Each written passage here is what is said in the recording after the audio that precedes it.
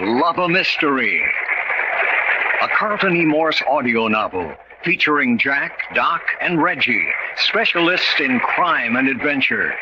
Now following the Northwest trail of a missing millionaire, a killer cougar, and the Phantom Castle.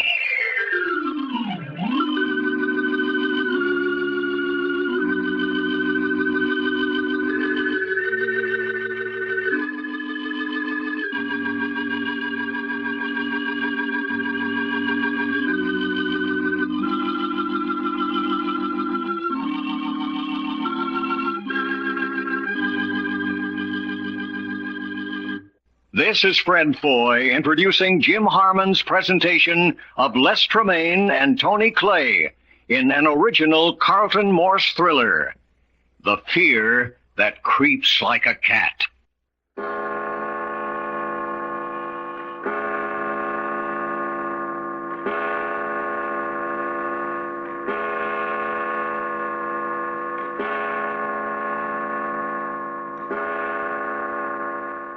6 o'clock in the evening in a Seattle hotel somewhere on the edge of Lake Union. The three comrades, Jack, Doc, and Reggie, are launched on a $1 million manhunt.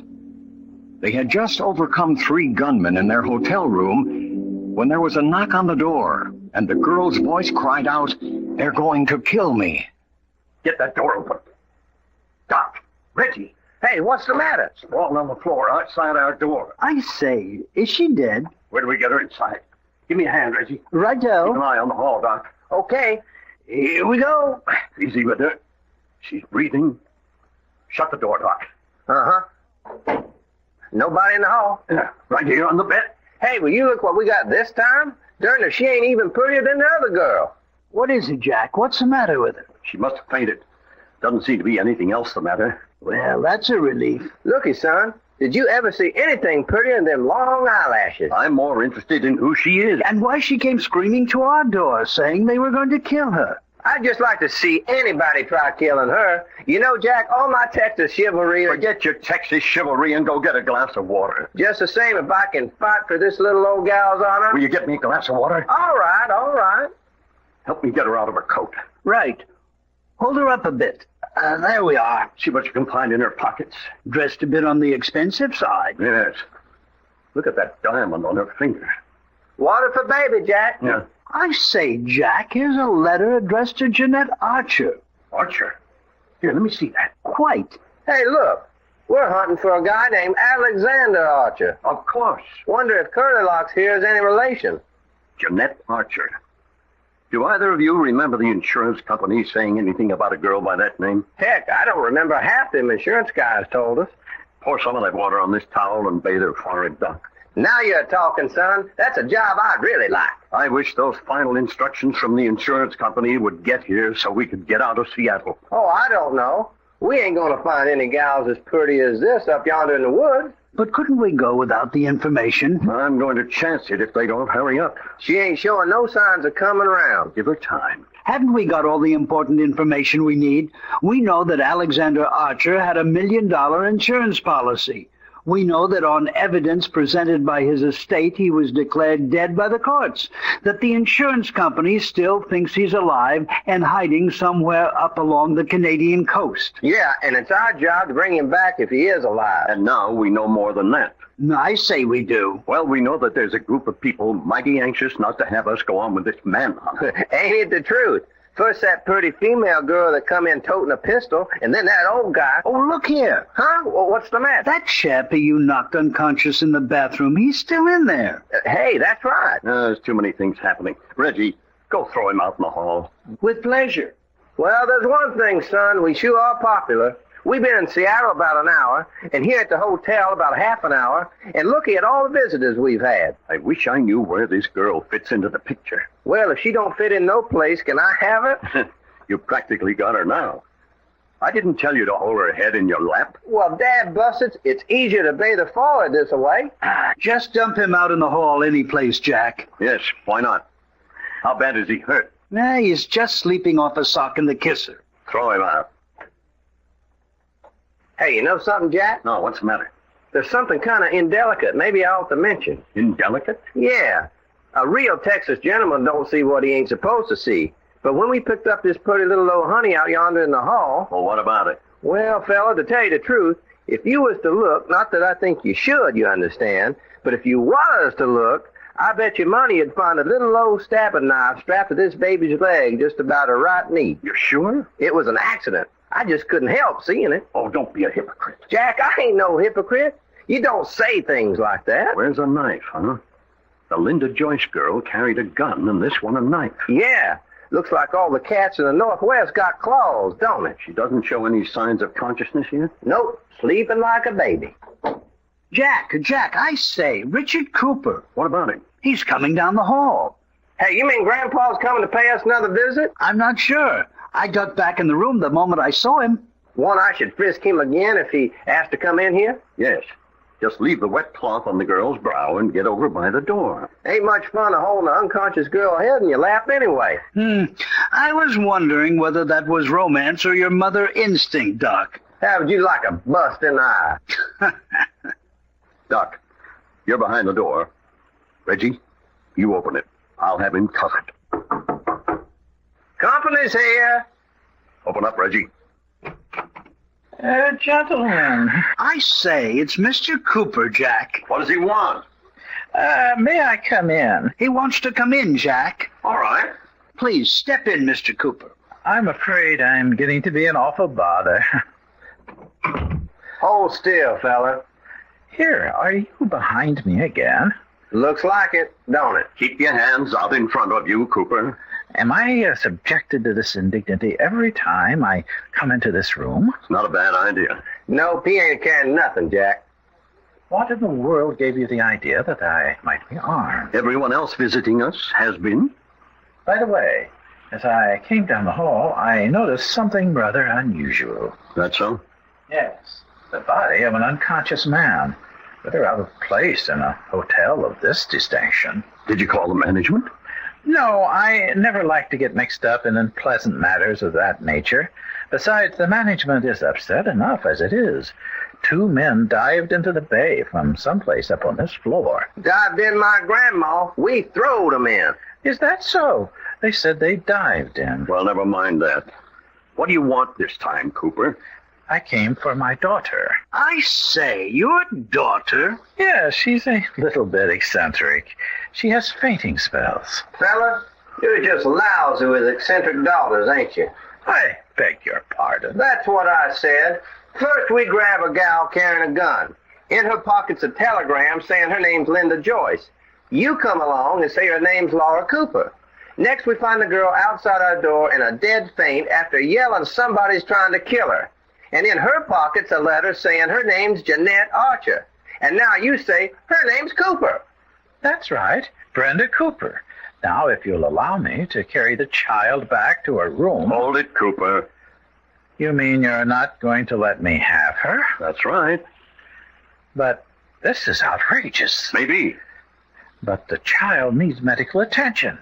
Besides, I object to leaving my daughter in this room with 3 strange men. How do you account for the fact she's carrying a letter with the name Jeanette Archer? Easily. Jeanette Archer's a friend of hers. In fact, they're roommates at college. That sounds silly. My good man, are you going to let me take my daughter back to her room? Or will I be obliged to call the police? Say, that's not a bad idea. Now, see here. I don't want trouble with you men. I'll admit my daughters are a bit wild. I'm not holding you responsible. Don't move or open your mouth, Cooper. A gun? Yes, a gun. Doc, open the door, Crack. If there's any funny work, Cooper's going to be sorry. Okay, fella.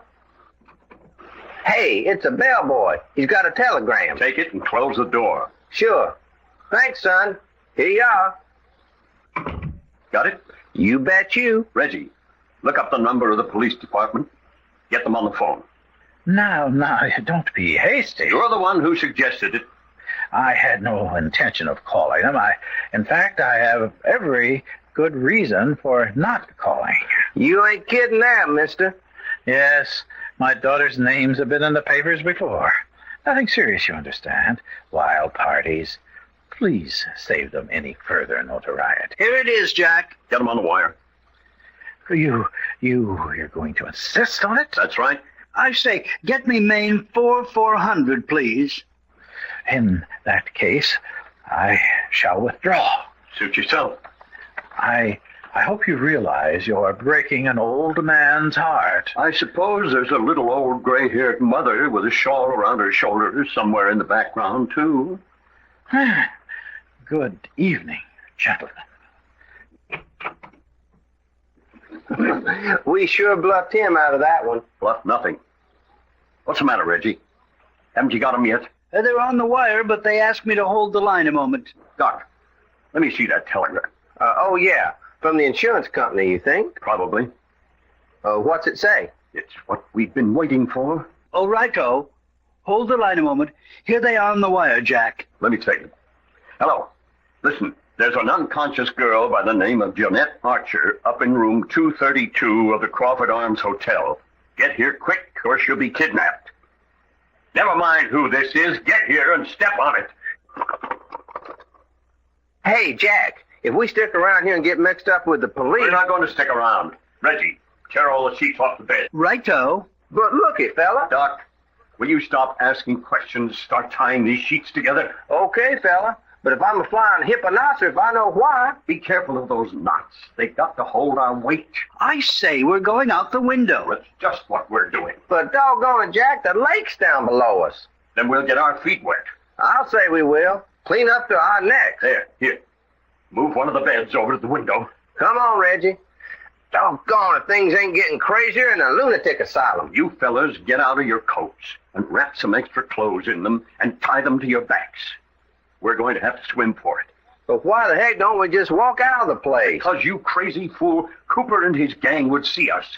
They'd see we didn't have this girl with us, and they'd break in here and grab her. We ain't gonna take her with us? You bet we're not. Let the police come and get her.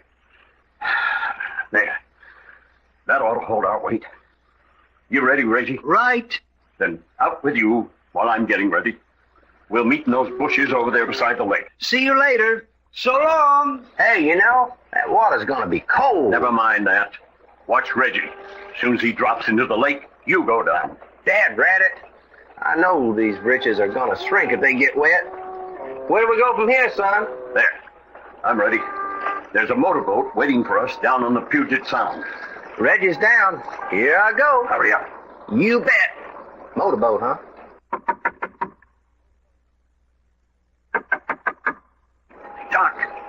Doc, they're here. Hurry up. Hey, Jack, something's giving way. Look out! Oh, that's beautiful. Now I've got to dive. Well, here goes nothing. Wee! Cuss these blame britches.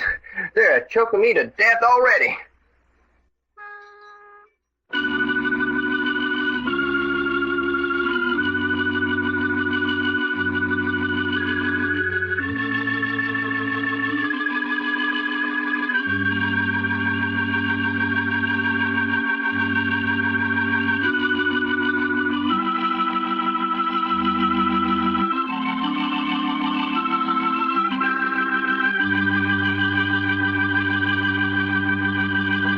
The adventures of Jack, Doc, and Reggie have come to you in I Love a Mystery.